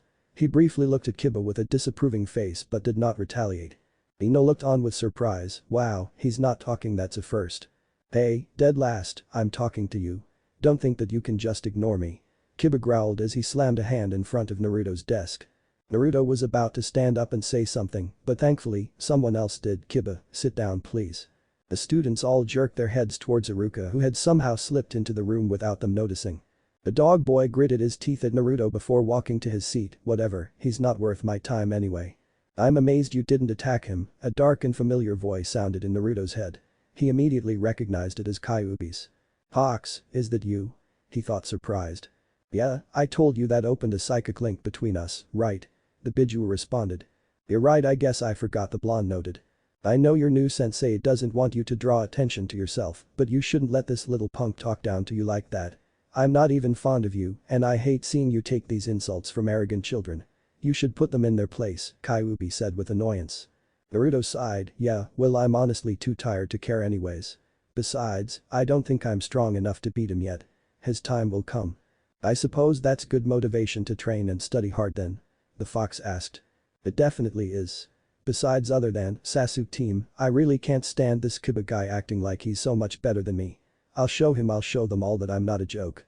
I just have to do what Tobirama sensei said and wait for the opportune moment to strike, Naruto thought somewhat angrily. I get that, but for the sake of your pride, don't let this go on for too long. I already had to watch Kushina get bullied through the academy, I'm not about to watch it again with you, the fox sighed. Naruto perked up, really? What can you tell me about your last Jinchuriki? What was she like? She was somewhat like you, but with red hair and an obnoxiously self-righteous attitude. I personally found her boring, lazy, and unambitious. At least you're trying to get strong and you have some semblance of respect for me. I think you'll be much worthier host at least. I suppose that's all I can really hope for until I get out of this prison, the fox answered. Is that a compliment? Naruto wondered. Don't word it like that, I'm just saying that I don't hate you as much as I thought I would, Kyuubi retorted immediately. It's okay to compliment someone, Kyuubi. Isn't that what friends do? Naruto asked. The fox scoffed at him, we can't be friends, I already told you that. Why not? We can be friends if you'll just open up a little. I don't hate you, and you don't seem to hate me if you're actually willing to talk to me like this, Naruto countered. I'm the reason you're an orphan. Has that even crossed your mind yet? Kyuubi trailed off with a serious tone. How exactly? Naruto wondered. If you really want to know, then think about the situation logically for a moment. You were a newborn baby when I was sealed inside of you, the fox followed up. Naruto paused for a moment before responding, why did the Yondaime seal you inside of me? I mean, if I was just a baby at the time, why was I chosen? You are in Uzumaki, and only your body could contain me. Kushina was actually the last Uzumaki in this village as far as I'm aware. You were the only other one, why might that be? The fox asked rhetorically. How am I related to her? He asked anxiously. The fox was silent for a long moment before answering, she was your mother, fool. You're denser than I expected. What? Seriously, Naruto thought, shocked. Yes, so now you know. Your parents are dead because of me. I thought about withholding that information from you, but I don't see a point. You were under the delusion that we could be friends, we can't. How could you befriend me after knowing that? The fox said darkly. Wait, so if Kushina Uzumaki was my mother, then who is my father? Naruto mentally gasped. Maybe her husband Minato Namikaze with his blonde hair and blue eyes. Is it really that much of a stretch for you? You're in Uzumaki with blonde hair and blue eyes. Where do you think you got it from? The fox shook his head and growled. Your name's my father, Naruto couldn't believe the words. The fox eyed, yes, and he sealed me inside of you after I tried to kill his village. As I said before, we can be civil, but you and I cannot be friends. Naruto didn't know what to say as he tried to hold back tears. He felt a wave of emotions rising to the surface, but he swallowed them immediately. He wasn't about to cry or make a scene in front of his class. His depression, however, became obvious to several inhabitants in the room. Namely Iruka, Sasuke, and Hinata. They all had different thoughts on the matter, however. Iruka stopped his lecture briefly as he turned his gaze towards Naruto. What's wrong with him? I've never seen him look so down before. Did Kiba's words really get to him? Maybe I should say something to him in private. Hinata's eyes lingered on Naruto with a sad face of her own. Her empathy was high as she read Naruto's expression. Naruto-kun looks so sad. He always seems to hide his emotions behind a smile, but something is wrong with him today. He didn't even fight back against Kiba-kun. Sasuke's eyes were fixed on Naruto for a moment. I know that look, the look of loss. Something tragic must have happened to him recently. I've never seen him that depressed before. I doubt Kiba upset him. He's endured worse insults from me. He doesn't have a family as far as I'm aware. Strange. Naruto pushed his emotions and thoughts aside as he focused solely on his academics. His mind kept wanting to go into that dark place and lament on the tragedy of his life, but he maintained his bearing and focus. After what felt like an eternity, class finally ended. Naruto waited for everyone else to exit before leaving himself. Unfortunately, he was stopped by Iruka on his way out the door. The Chunin placed a hand on his shoulder. Naruto, may I have a word with you in private please before you go home? Why, sensei? Naruto asked bluntly to his teacher. Several of his lingering classmates were doing their best to eavesdrop as Iruka had a concerned look on his face. The Chunin noticed a few of the other students and quickly shooed them away. Guys, please give us some privacy. Reluctantly, the curious students departed as Iruka and Naruto were left alone in the room. Mizuki was thankfully not there today. Naruto was grateful for that as he did not want to deal with the other condescending chunin right now. After he was sure of everyone's departure, Iruka crossed his arms and frowned. "What's wrong, Naruto? You've been acting very unusual the past 2 days, and today you came in looking depressed. You're even dressed differently." "Why wouldn't I be depressed, Iruka-sensei?" Naruto asked with a somewhat angry look on his face. The man cocked his head at Naruto uncertainly. "Do you want to talk about it?" Naruto lifted his shirt up and pointed at the seal on his stomach. "I doubt you want to talk about this, sensei." Iruka's jaw dropped as his eyes widened in disbelief, and Naruto did someone. "I know all about it, Iruka-sensei, and why you all hate me for it. All those times you singled me out, now I know why," Naruto stated coldly. "Naruto, who told you about that?" "It's forbidden to speak about." Iruka didn't get to finish as Naruto interrupted him. "I had a feeling you knew. All of the adults in the village seem to know. Is that why everyone's parents tell their kids to avoid me?" The boy spat. Iruka shook his head. "Naruto, my parents died the day I was born, Iruka-sensei, not that you'd understand or care. So you're wondering why I'm depressed. There you have it. I'm just a demon brat to you as well, aren't I?" Naruto said, shaking his head as he turned to leave. He didn't make it far before Iruka stopped him. "Wait, Naruto, I'm sorry." "What?" The blonde tilted his head in confusion. "I've been prejudiced towards you for a long time, always seeing you as the fox and not as a kid. I suppose you're a victim in all of this too. I was a fool to not realize that sooner," Iruka said sadly. Naruto was genuinely surprised by the man's empathy. He looked at him uncertainly. "What are you saying, sensei?" "For whatever it's worth, Naruto, I forgive you, and I hope you can find it in your heart to forgive me as well. I shouldn't hate you for something you had no control over. Nobody should. There's too much hate in this world. I should have reached out to help you instead of ignoring a boy in need." Iruka frowned. The man almost looked like he was about to cry, much to Naruto's disbelief. "I don't understand," Naruto said blankly. Iruka looked down for a moment. "My parents also died in the attack 10 years ago. As much as I want to be angry about it and hate the world or hate you for what happened, it doesn't accomplish anything. I know it's tough to not be bitter, Naruto, but holding on to hate only destroys you. I couldn't possibly understand what it's like for you to carry the burden of holding that terrible demon inside of you. Just know that I am here if you ever need someone to talk to. You shouldn't have to be alone. From here on out, I'll do my best to help you become a genin." Naruto felt like he was about to cry. He looked away. "Thanks, sensei, that actually means a lot to me." "Are you hungry right now, Naruto? I can take you to go get some food," Iruka offered. Naruto smiled weakly. "Sorry, sensei, but I have plans. Maybe we can do that some other time. I'll see you tomorrow in class." "Okay, Naruto, remember I'm here if you need me," Iruka reiterated. Without another word, the blonde boy left. Thankfully, nobody appeared to have eavesdropped on their conversation, but Naruto did notice Kiba waiting outside of the academy. The other boy gritted his teeth enthusiastically. "There you are, dead last. Been waiting for you. So how's about you tell me what's wrong with you today?" "Go away, dog breath, I'm not in the mood to deal with you," Naruto said distantly. Akamaru began to bark annoyingly as Kiba growled. "So what, you're trying to act all cool now, like that Uchiha bastard?"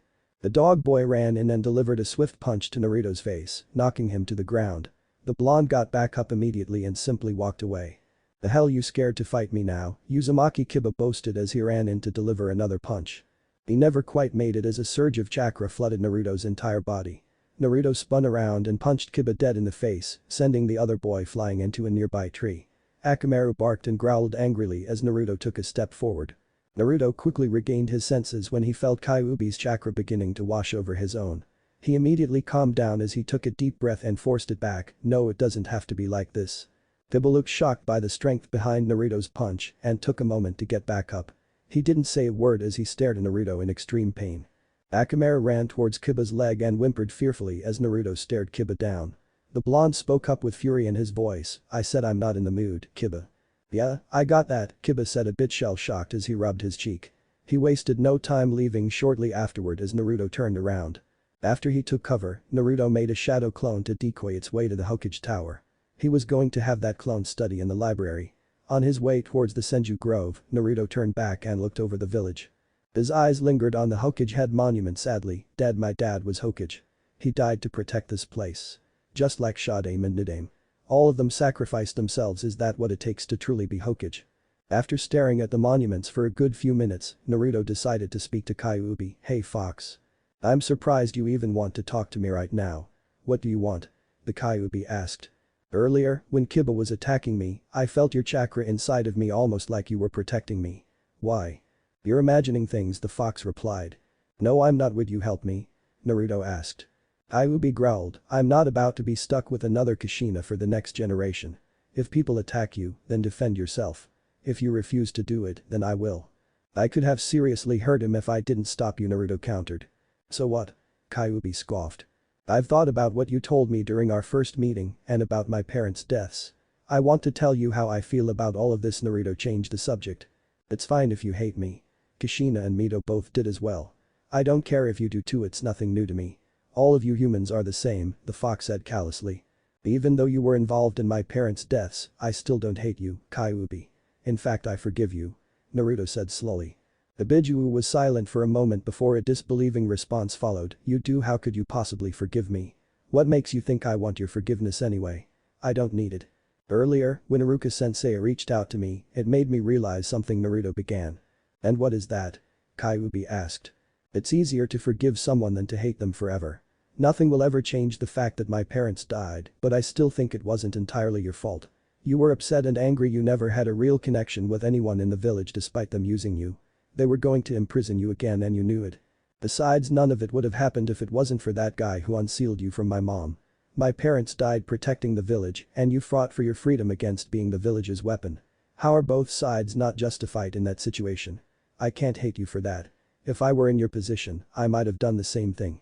Naruto said as tears flowed down his face now. He was no longer able to contain his emotions.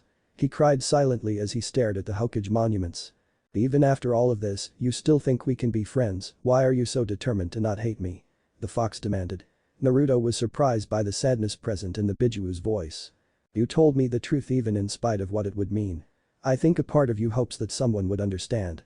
You're not a monster, Kyuubi. I don't care what anyone else thinks. You may have done some terrible things in the past, but that doesn't have to define your future. The boy declared reassuringly.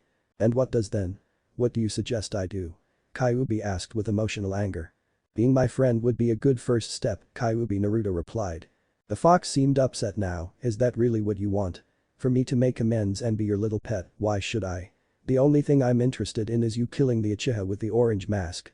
We won't always be together, Kyuubi. One day I'll be dead too and you'll be somewhere else. I don't want your memories of me to be filled with anger and hate. It would be a waste if we didn't help each other find the right path. Isn't that what true strength is?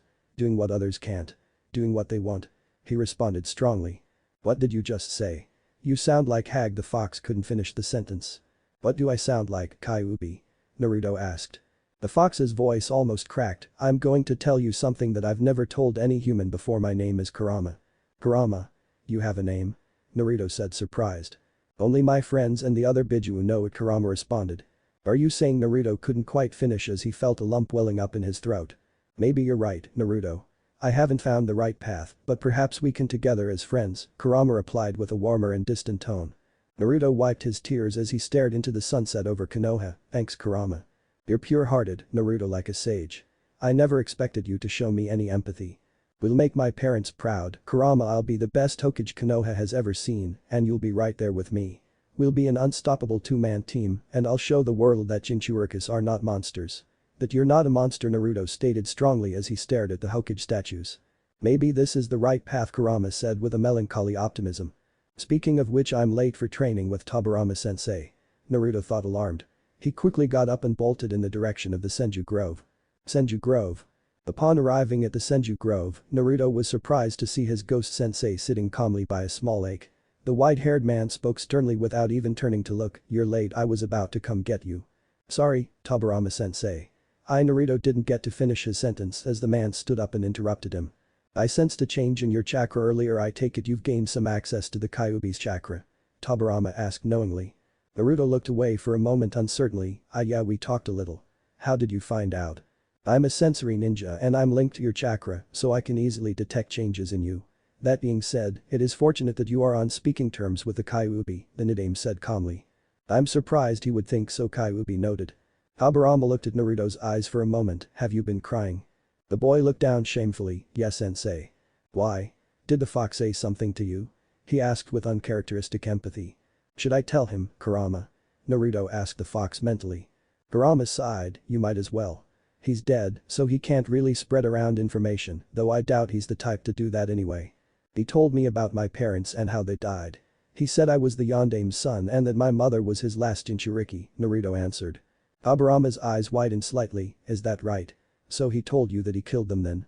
Is that why you're crying? Sort of, there was an Uchiha involved that made him attack the village. Some man with an orange mask. Although, Kurama admitted to me that he wanted to destroy Konoha after breaking free from his Sharingan. I guess my dad died sealing him inside of me and my mother died after Kurama was extracted. It wasn't directly Kurama's fault, he just wanted to fight for his freedom and my parents wanted to protect the village, the boy continued. The man rose a brow curiously, Kurama.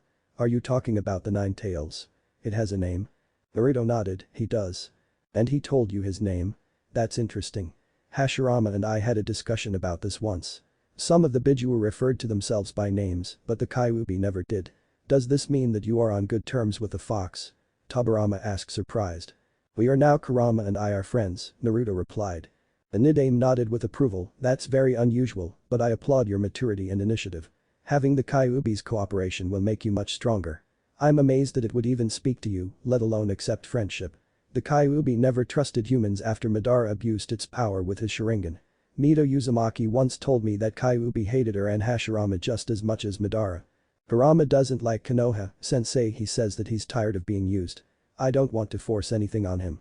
We're partners in this, he's not a weapon, Naruto stated strongly. The Nidaime had a deep look on his face, I suppose it's not unusual that the Kyuubi would hate Konoha after two Uchihas abused it. How did you get the Nine Tails to tell you all of this? It's rather unprecedented for a Biju to befriend a human, especially the Kyuubi. I just tried to see his point of view. It's like you said, Sensei, Biju aren't evil monsters, Naruto said slowly. So you say you're partners now? The Kyuubi wants to help you become stronger? Tobirama asked. Naruto nodded, yeah, and he wants me to take out that Uchiha bastard with the orange mask. We have work to do, then you won't stand a chance against an Uchiha with a Mangekyo Sharingan unless you're well past Jonin level. Let's get to training, Tobirama said approvingly. Kurama chuckled lightly, I kind of like him. Really? Naruto responded. He didn't once question or condemn your intention to befriend me. He also doesn't like Uchihas, that's 2 for 2, Kurama spoke up enthusiastically. Alright, Naruto, we're going to continue with your chakra control today and your accuracy, Tobirama announced. My accuracy? Naruto questioned uncertainly. The Nidaime shook his head, if you ever intend on being good at flying Raijin, then you had better be good at throwing kunai and shuriken. Why though? Naruto wondered. With flying Raijin, you can place a seal on a thrown kunai and use it to teleport to that kunai. In truth, it is advanced Fuinjutsu where you essentially summon yourself to your seals. To master this, you should be an expert at throwing projectile weapons, Tobirama explained. Naruto nodded, alright, let's do it then. One more thing, I gained some recent intel while you were asleep and learned more about the state of the village right now. It's incredibly weak. The Senjus and Uchihas are both nearly extinct now and there aren't many powerful shinobi here anymore. Hiruzen is strong, but he's well past his prime and he's far too soft. Ever since the Yondaime died, Konoha has become incredibly vulnerable. You must be prepared for an inevitable attack. Other villages will grow bolder the older Hiruzen becomes, the white-haired Hokage followed up. I understand, sensei, this isn't just about me anymore, Naruto nodded understandingly. Tobirama nodded, I'm glad to see you understand that. Also, another interesting bit of information I uncovered was the Yondaime's reputation. He was known for using flying Raijin and was a renowned sensory ninja like myself. Similar to chakra natures, inherent sensory skills are usually genetic, that makes you very lucky to be the Yondaime's son. You have the potential to become more powerful than me if you work hard enough. Wow, so I will actually be able to learn flying Raijin like you and my dad, then? Naruto asked excitedly. Tobirama nodded, in due time, Naruto, first you're going to master the basics. The blonde was silent for a moment as he looked away nervously. Tobirama eyed him sharply, what's wrong? I wanted to ask you something else, is it possible for me to bring back my parents with Ito-tensei? Naruto asked. The Nidaime shook his head, I would strongly advise against that, Naruto, even if you could somehow acquire DNA from them and sacrifices to do it, they would be zombies still. Ito-tensei is not something you should ever take lightly. It's a very dangerous and arguably evil jutsu. I used it to create zombies that could take out my enemies with no regard to their own lives, since they were already dead. Using it the manner you speak of would be immoral. Do you really want to subject your parents to undeath? I'm here as a spirit and I can leave when the time comes. They on the other hand would be denied the afterlife in that state, neither living nor dead. That's not something you should put your parents through out of a simple desire to see them. Naruto looked sad at this news but nodded understandingly. I guess it was a bit much to hope for. Still, I do want to find a way to talk with them one day, even if it's only for a short while. Let's get to work, you've already wasted 2 hours today. Tobirama changed the subject after a short silence. Yes, Tobirama-sensei. Naruto replied. 1 year later. In the following year, Naruto consistently trained every day after school with Tobirama. Every waking hour of his free time other than sleep was spent in the Senju Grove learning and mastering all the basic skills a shinobi possibly could. Naruto spent the first few months perfecting chakra control, accuracy, taijutsu, and kinjutsu. His proficiency with shadow clones only continued to grow with each passing day as he now trained with hundreds at a time. He typically always had some doing basic exercises, while the majority would focus on his current day's objectives. True to his word, Tobirama continued to teach the boy new things and would often set short-term goals and bars for him to reach which consistently motivated the young blonde to become stronger and stronger. In 1 short year under his ghost sensei's teachings, Naruto now had almost perfect chakra control, remarkable skill with projectile weapons, and a moderately skilled proficiency in kinjutsu. Tobirama only taught a little bit of ninjutsu during this time, much to the blonde's displeasure. He had learned wind levitation, retrieving wind, projectile control, wind explosion, and slashing wind jutsus. All of them were relatively basic wind release techniques, but due to Naruto's enormous chakra pool and excellent chakra control, they were around Chunin level in power. While he was proud of learning wind jutsus, Naruto had been extremely eager to learn more elements. Sadly, however, the others were far more difficult for him to grasp. Earth, being wind's opposite, was challenging for him to learn. To him it felt like trying to write an essay with his non-dominant hand. It was doable, but extremely sloppy and unrefined. Nevertheless, his strong affinities for earth and water had allowed him to learn one ninjutsu from each element. One was rock throw, which was pretty much the most basic earth-style ninjutsu one could learn. The other was water pellet. Rock throw allowed him to throw a small chunk of earth, and water pellet allowed him to shoot a bullet of water out of his mouth. While they weren't impressive, Naruto was extremely proud of learning them. Today, he was having half of his clones practice earth and the other half practicing water. Tobirama casually glanced around at the clones training before turning towards the real Naruto. You're slightly better at water than earth. That shouldn't be the case, since those elemental natures are balanced within you. Put 60% of your clones on earth training and keep the other 40% on water, Tobirama instructed. The clones immediately redistributed themselves as commanded. A constant year of being drilled by Tobirama had made Naruto good at making these on-the-fly changes. After they redistributed, Tobirama spoke up again. Remember, Naruto, earth chakra is all about power. You want to make your chakra dense and form the hand seals with flex tension. Wind and water are indirect, and flowing earth is stalwart and direct. Remember that. Naruto nodded as he corrected himself. All of his shadow clones practicing rock throw seemed to be improving as larger and larger chunks of earth formed out of the ground. I think I'm getting better at earth style, sensei, Naruto stated proudly. Good, now I want you to defeat all of your shadow clones using only earth and water ninjutsu, understood? Tobirama stated. Yes, sensei. Naruto nodded as he charged in to fight his shadow clones. One by one, he took out waves of them with rock throws and water pellets. With each clone he destroyed, he felt himself losing more and more stamina. When he got down to the last clone, he felt like he was about to pass out. The last clone charged in and shot a massive water pellet towards him. With his remaining energy, Naruto unleashed the strongest rock throw jutsu that he could. His jutsu struggled against his clones, but after a final push, Naruto managed to destroy it. He collapsed to the ground a moment later, panting heavily as the exhaustion had finally got the best of him. How was that, Tobirama-sensei? Naruto asked between panted breaths. There was no response for a good 10 seconds as Tobirama walked over towards him. Naruto looked up at the man confused. Sensei. I don't believe it, Tobirama said with genuine disbelief in his voice. His eyes were wide and his mouth was agape. What? Naruto asked confused, did I do something wrong? Tobirama then pointed to where Naruto's clone had just been defeated. Where it stood, a single budding tree could be seen. The Nidaime shook his head, this tree wasn't here a minute ago. Naruto gasped as he managed to sit up and look over at it. Tobirama turned his gaze upon Naruto, you have a bloodline ability, Naruto. I do, Naruto said confused. Would release, I don't even know what to say. This is incredible, Tobirama remarked with a slight bit of pride in his voice. Naruto's eyes widened as he stared at the small tree, wait, I can use wood release. I knew that you were related to Hashirama and myself, but I never expected this, you're a true Senju heir, Tobirama smiled for the first time ever. I am? Naruto asked uncertainly. Wood release is the most powerful nature transformation bloodline in the world, Naruto. Only Hashirama was ever able to use it.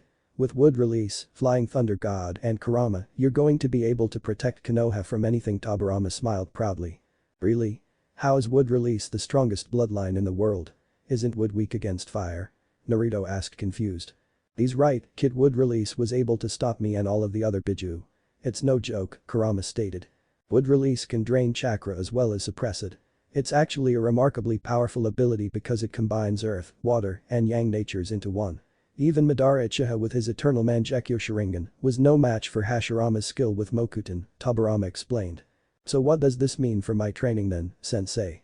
How am I supposed to learn Wood Release if only Shadame could do it? Naruto asked.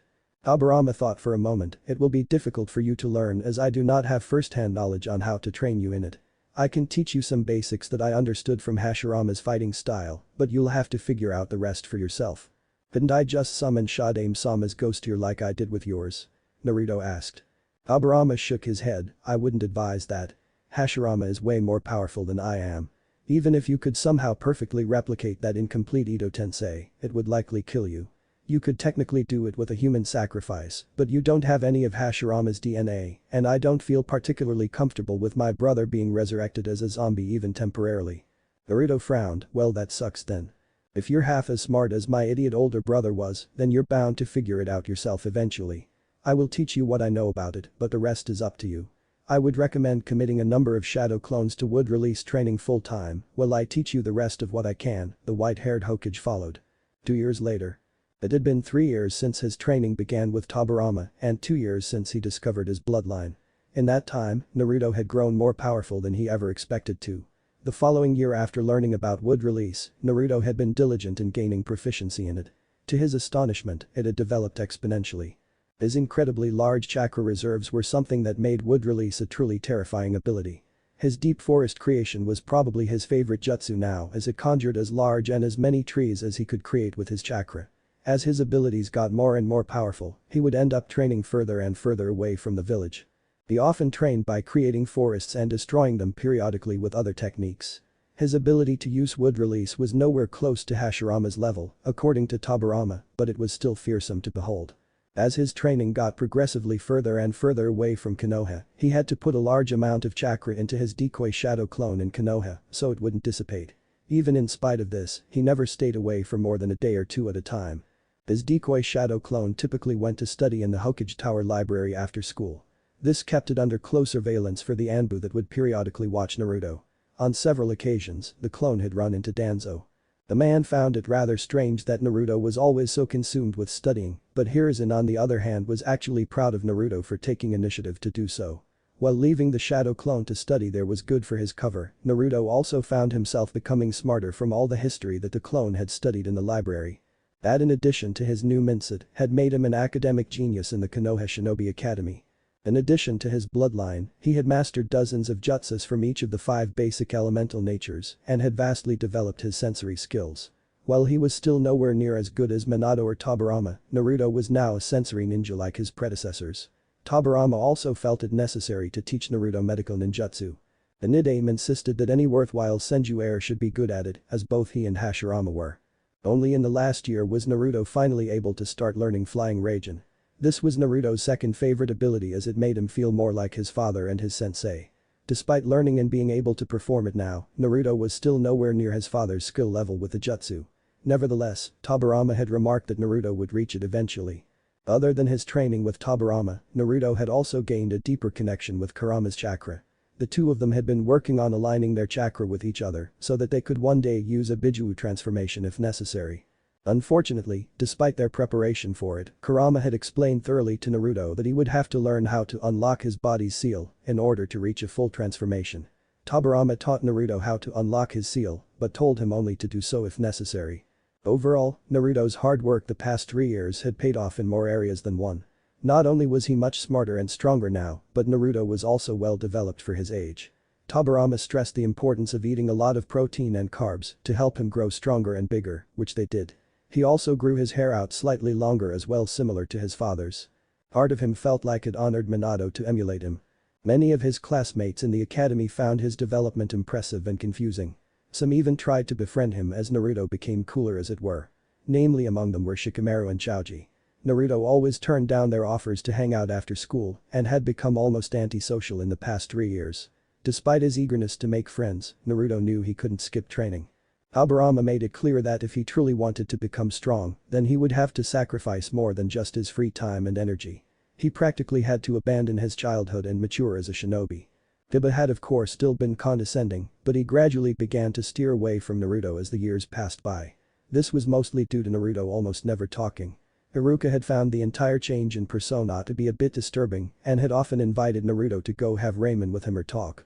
The boy would occasionally send his decoy shadow clone to spend time with Iruka just so that the man wouldn't worry about him. Despite his self-alienation, Naruto did like Iruka as an instructor and a person. They would often talk about Naruto's goals, and the blonde would always say that he was going to become Hokage. Other than Iruka's concerns, several of Naruto's peers occasionally spied on him from time to time out of a curiosity for Naruto's vast jump in maturity and skills. Chiefly among them were Hinata obviously, Sasuke, and even Kiba. All 3 of them had stealthily followed Naruto after school to learn more about him, but they always just saw the shadow clone studying in the library or practicing basic academy exercises. Out of the 3 however, only Hinata had been suspicious about the shadow clone. She noticed that Naruto never spoke to anyone other than Iruka and the Sandaime outside of class, and that he didn't do enough after school to really explain why he was so tired all the time. Nevertheless, her shy nature prevented her from ever really following up on the matter. Sasuke found Naruto's improvement noteworthy, but also a bit disturbing. The blonde almost never messed up in class now and was practically good at everything they did or studied. In fact, it was somewhat humbling for him to witness. Despite being the number 1 rookie in the class, Sasuke was impressed by Naruto's rapid rise in skill. Unlike before, the blonde boy was never flashy or attention-seeking. He never once boasted, and he always seemed like his mind was either focused on what he was doing or off in the clouds. He had developed a slight respect for his classmate over the years, but never once made it obvious. The 2 would be paired in sparring matches on occasion, and Sasuke would still always win them. Despite this however, Naruto had beaten his accuracy score and was now ranked 2nd in the class overall. Despite Tobirama telling Naruto to be subtle, the blonde couldn't help but excel at everything in the academy as it was pathetically easy for him now. He still couldn't beat Sasuke in Taijutsu or academics, but Naruto was no longer the joke many had once thought of him as. Currently, the blonde was sitting in class with a very bored look on his face. Iruka looked over the room and spoke up proudly, "You all did an amazing job on the finals yesterday, and it makes me proud that all of you passed. Great job, everyone, especially you, Naruto." The Jinchuriki was drawn from his bored thoughts when he heard his name. Everyone in the class was staring at him as Iruka spoke proudly, "You had the highest score on our final exam yesterday. Excellent work." To his side, a bitter and petty Mizuki was glaring daggers at the boy. Despite all of his attempts to sabotage Naruto, the blonde would always outsmart him or surpass expectations.